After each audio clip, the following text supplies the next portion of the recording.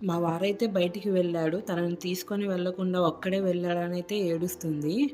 ఈ ఏడుపునైతే కంట్రోల్ అయితే చేశాను తను వచ్చేదాకా.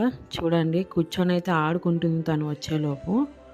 వాళ్ళ డ్యాడీ వచ్చారనే సంతోషంతో బాయ్ అయితే చెప్తుంది. బయటికి వెళ్తుందంట. షూస్ అయితే విసిరేస్తుంది వద్దని చెప్పి. బైక్ ట్రిప్ అయితే రోజుకి ఒక్కసారైనా వెళ్ళేసి రావాలి. లేకుంటే ఊరుకోదు. అందరు పిల్లలు ఇంతే కదా! ఎంతైనా పల్లెటూరు ఆ నేచర్ అనేది ఒక డిఫరెన్స్‌గా ఉంటుంది. టౌన్స్‌కి, సిటీస్‌కి ఆ నేచర్ అనేది చాలా డిఫరెంట్‌గా ఉంటుంది. మేమైతే విలేజ్‌లోనే ఉంటాము.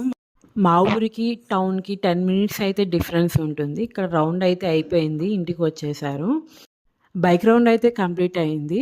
వాళ్ళ డ్యాడీకి బాయ్ చెప్పేసి ఇంక ఇంటికైతే వచ్చేసాము. చూడండి ఇవి మా చెట్టువే. ఫ్లవర్స్ కావాలంట పీకుతుంది. ఇక ఇంట్లోకైతే వచ్చేసాము. ఎంత డిసిప్లిన్‌గా కూర్చొని తింటుందో చూడండి. Follow for more videos.